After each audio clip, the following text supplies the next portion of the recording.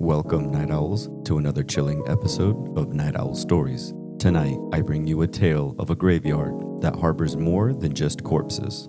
There's a graveyard on the edge of my town that no one speaks of anymore. It's not just forgotten, it's avoided. Older than the town itself, they say, and older than the woods that have long since swallowed it.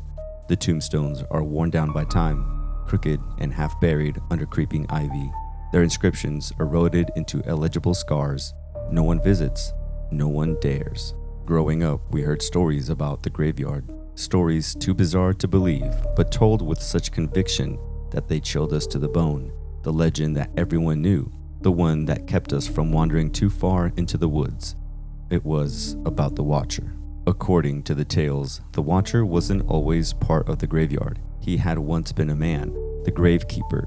In the distant past, his job was to tend to the graves, but his obsession with the dead became something darker, something unnatural.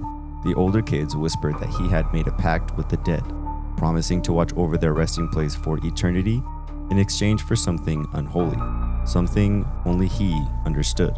One night, they say something broke that pact. Some nights, when the moon is full and the wind dies down, you can see him standing among the tombstones. He's always there, lingering at the furthest edge, waiting and watching.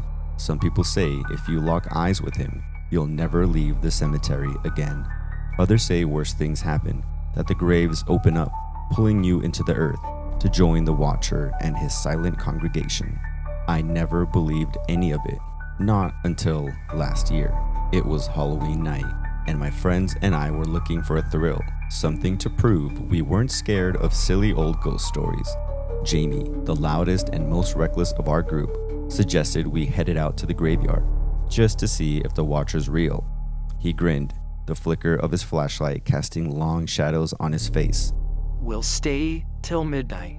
I didn't want to go. I felt a knot in my stomach the moment he mentioned the place, but the others laughed it off. They teased me for being superstitious, said it was just a story. They dared me, and I wasn't about to back down.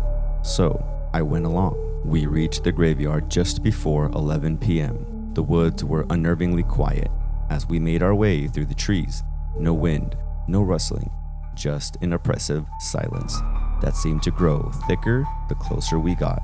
When we finally arrived, the rusted iron gate creaked as we pushed it open, the sound slicing through the dead air. The graveyard was even more unsettling up close. The tombstones seemed to lean toward us as if they were watching us enter. Some were broken in half, others had collapsed into the earth, but all of them bore the same dark, forgotten energy. The trees surrounding the cemetery seemed twisted and wrong, their branches gnarled like skeletal fingers reaching into the sky. The shack where the Watchers supposedly lived was barely visible in the darkness, a dilapidated ruin on the far edge of the cemetery. Jamie pointed toward it with a cocky grin. Bet there's nothing in there but cobwebs, he joked, starting to walk toward it. That's when I heard the first sound, a whisper, so faint I thought it was the wind, but there was no wind. I stopped dead in my tracks and strained to listen, and I swear I heard it again. A single word, low and rasping, carried through the air. Stay. I turned to the others. Did you hear that? Hear what? Kyle said, rolling his eyes. Quit trying to freak us out. But I couldn't shake the feeling that something was wrong. The shadows between the gravestones seemed to shift and move, and the silence was too absolute, too alive. Then I saw him.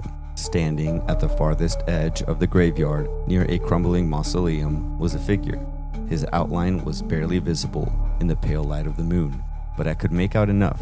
He was tall, unnaturally tall, with a gaunt frame draped in what looked like an old tattered coat. His head was tilted downward, staring directly at us, my breath caught in my throat.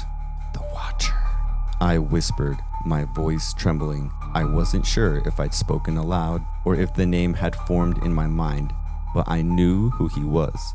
I knew that he'd seen us, and he was coming closer. His movements were slow, deliberate but wrong, his limbs jerking slightly with each step, like a puppet controlled by invisible strings. His face was shadowed, but as he moved closer, I saw his eyes. empty sockets, deep black holes that seemed to pull in the light around them, and still he came closer. "Jamie," I screamed, finally snapping out of my paralysis. "We need to go now." Jamie had just reached the shack when he turned back to see what I was looking at.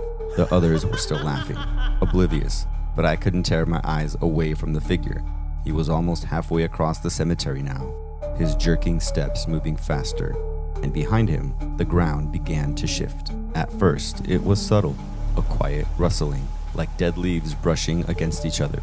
But then, the soil started to move, and I saw something pale and skeletal pushing up through the earth. A hand, then another. The graves were opening. The others saw it too now, their laughter dying in their throats. Kyle dropped his flashlight, the beam rolling across the uneven ground as more skeletal hands clawed their way up from the dirt, pulling themselves free from their graves. Empty eye sockets, just like the Watchers, stared at us from decayed skulls. "Run!" I shouted, my heart pounding in my chest. We sprinted for the gate, the bones of the dead scraping and dragging behind us. I could hear their fingers scratching against the tombstones as they pulled themselves out of the ground, the sound of brittle bones snapping and cracking. The Watcher was almost at the gate, his skeletal grin widening as if he knew we wouldn't escape. I didn't look back. I couldn't. I could feel something breathing down my neck, something cold and decayed. But I didn't stop. We barreled through the gates and into the woods, running blindly through the trees until we collapsed on the path, gasping for breath. We made it back. Well, most of us. Jamie didn't. They found his jacket at the entrance to the graveyard the next morning, torn and covered in dirt. No one ever saw him again. The police searched the woods, but they never found a body. It was like he had vanished, swallowed by the cemetery itself. But I know better. Sometimes, late at night, I swear I can still hear that rasping whisper carried on the wind. And I know, somewhere in that forgotten graveyard, the Watcher waits, watching and waiting for his next visitor, because once he sees you, you never truly leave. Until we meet again, my fellow night owls, under the cover of darkness.